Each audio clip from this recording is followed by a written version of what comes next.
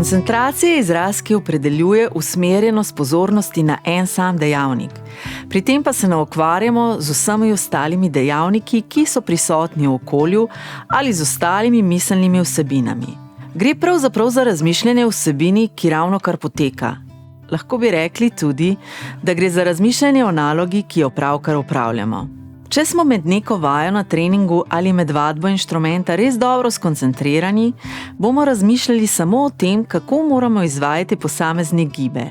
V mislih bodo napotki profesorja oziroma trenerja in vse bomo delali točno v skladu z načrtom.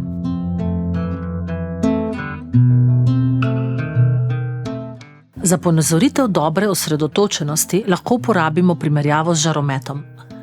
Žaromet tako v gledališču osvetli točno tisto, kar je pomembno. Recimo glavnega igralca, ki govori osrednji monolog. Vse ostalo pa je potopljeno v temo. Prav tako se mi osredotočimo samo na nalogo, z vsemi ostalimi stvarmi pa se ne ukvarjamo. Včasih zna biti težko določiti, kaj je v resnici naša naloga. Naloga naj bi bila tisto, nad čimer imamo nadzor. Lahko je to izvedba sama, naši gibi ali pa taktični pristopi, za katere smo se dogovorili s trenerjem. Sam rezultat pa bo tako le posledica dobro opravljene naloge.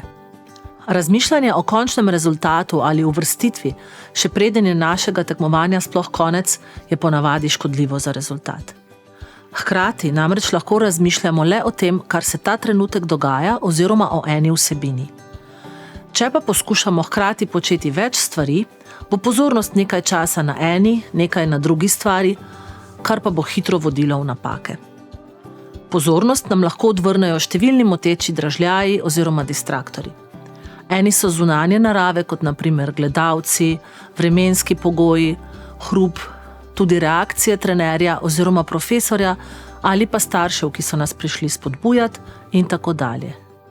Notranji moteči dražljaji pa so razmišljanje o preteklih tekmovanjih oziroma nastopih, slabo razpoloženje zaradi morebitnih obremenitev v šoli, tudi lastna prevelika pričakovanja, morebitna bolečina, ter še mnoge druge vsebine in počutja. Koncentracija je med vsemi psihološkimi procesi najbolj povezana s telesno pripravljenostjo. Osredotočanje porablja veliko energije in je zelo utrujajoč proces. Tako je razumljivo, da se največ napak pojavlja proti koncu nastopa. Fizična utrujenost namreč deluje kot eden od najbolj pomembnih motečih dražljajev. Tako včasih težave s koncentracijo pomenijo samo znak, da morda nismo dovolj telesno pripravljeni. Slabo koncentracijo prepoznamo predvsem po napakah, po pozabljanju ali neupoštevanju profesorjevih ali pa trenerjevih navodil. Tako, na primer, pozabimo s seboj na štart vzeti akreditacijo, s seboj prinesemo napačne kose opreme in podobno. Je pa koncentracija sposobnost, ki se jo lahko naučimo bolj učinkovito usmerjati in vzdrževati. Toliko časa, kot je potrebno za uspešno dokončanje naše naloge. To lahko storimo s pozornim opazovanjem svojih miselnih vsebin. Ko ugotovimo, da se naše misli zašle stran od naloge, jih hitro vrnemo nazaj. Pri tem si lahko v veliki meri pomagamo s tehniko predstavljanja oziroma vizualizacije, kot jo pogosto imenujemo, in jo bomo spoznali v nadaljevanju.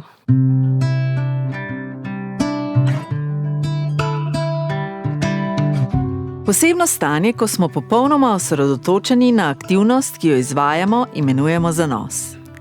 Glasba in šport imata velik potencial vzbuditi občutek zanosa pri izvedbi. Gre pa za subjektivno občutje, v katerem izkoriščamo vse svoje potenciale. Zanos se povezuje z doživljanjem pozitivnih čustev, veselja, energije in notranje motivacije. V njem smo popolnoma zatopljeni v izvajanju aktivnosti zaradi nje same, ne glede na končni rezultat. Predstavlja stanje popolne koncentracije in občutka nadzora, vpliva pa tudi na spremenjeno doživljanje časa. Na spodbujanje doživljanja zanosa pri izvedbi vpliva več dejavnikov, nekatere bomo podrobneje razdelali v drugih poglavjih. Ker se doživljanje zanosa povezuje z zaznavanjem ravnovesja med svojimi sposobnostmi in izzivom, ki nam ga dana naloga predstavlja, sta zanj med drugim pomembni jasna in ustrezna definicija ciljev ter nedvoumna povratna informacija. Na zanos pri izvedbi lahko spodbudno vplivajo tudi vzpostavljene prednastopne rutine, ki nam pomagajo, da se osredotočimo na nalogo, ki jo imamo pred seboj. Predstavljanje ali imaginacija je tehnika, pri kateri nastop ali del nastopa opravimo v mislih, brez da bi to tudi dejansko izvedli. Zanjo pogosto slišimo tudi ime vizualizacija, ki pa ni povsem ustrezno, saj ne gre samo za to, da bi si predstavljali le sliko, temveč poskušamo tudi slišati dogajanje, občutiti telesne občutke, vključimo pa lahko tudi vonj, okus, zamislimo si tudi svoja čustva in razmišljanje. Gre za usmerjeno uporabo domišljije, ki pa naj bo usklajena z našimi realnimi možnostmi. Vedno si poskušamo predstavljati našo lastno najboljšo možno izvedbo. Največkrat jo uporabljamo kot element prednastopne rutine.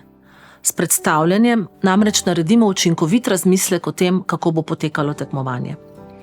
Lahko jo uporabimo za analizo naše izvedbe, kjer ob podoživljanju dogodkov opazujemo, kako je potekalo dogajanje. Primerna je tudi za reševanje problemov in sprejemanje odločitev. Veliko vlogo lahko ima tudi pri spoprijemanju s poškodbami in rehabilitaciji. V obliki vodenih fantazij pa je lahko odlična tehnika sproščanja, saj z miselnimi izleti, na primer na tropske otoke ali pa namišljenimi sprehodi po jesenskem gozdu, učinkovito preusmerimo pozornost stran od napetega vsakodnevnega dogajanja in se hitro sprostimo. Za dobro imaginacijo si dogajanje predstavljajmo v realnem času, brez prehitevanja ali predstavljanja v počasnih posnetkih. Predstavljamo si iz tako imenovane notranje perspektive, torej tako, kot da gledamo skozi svoje oči. Medtem ko je predstavljanje tako, kot da bi se gledali na posnetku, torej v zunanji perspektivi, nekoliko manj učinkovito. Predstavljajmo si čustva in misli, ki so sestavni del situacije. Podoba naj bo čim bolj živa. Vključiti poskušamo tako vse naše čute, vid, sluh, občutke v telesu in njegov položaj, morda tudi vonj ali pa otip. Pred izvajanjem se nekoliko umirimo, da si omogočimo prehod iz resničnosti v želeno dogajanje, zato predlagava, da pred tem naredite kratke dihalne vaje. Predstavljanje samo tudi naj ne traja več kot nekaj minut. Če je naš nastop daljši, potem ga razdelimo, si izberemo nekaj ključnih delov celotnega nastopa in si jih v realnem času zamislimo. Kot za vse tehnike psihološke priprave, je tudi za učinkovitost predstavljanja pomembno, da ga redno vadimo. Pa poskusimo s preprosto vajo. Najprej se udobno namestite in naredite nekaj srednje globokih vdihov za pripravo. Osredotočite se na svoje telo in upočasnite svoje dihanje. Opazujete svoj vdih, izdih, kako se pljuča napolnijo z zrakom. Sedaj pa si zamislite, da se sprehajate po plaži tropskega otoka. Opazujete valove, ki počasi drsijo po peščeni plaži. Vohate vonj soli iz morja. Slišite šum valov. Čutite, kako se mivka vdira pod vašimi nogami. Mirni ste in uživate. Prijetno toplo je. Ste popolnoma sproščeni. Vzamete si še nekaj trenutkov in mirno opazujete valove, poslušate morje. Sedaj se počasi z mislimi vrnete nazaj v prostor, tukaj in zdaj. In ko ste pripravljeni, počasi odprete oči.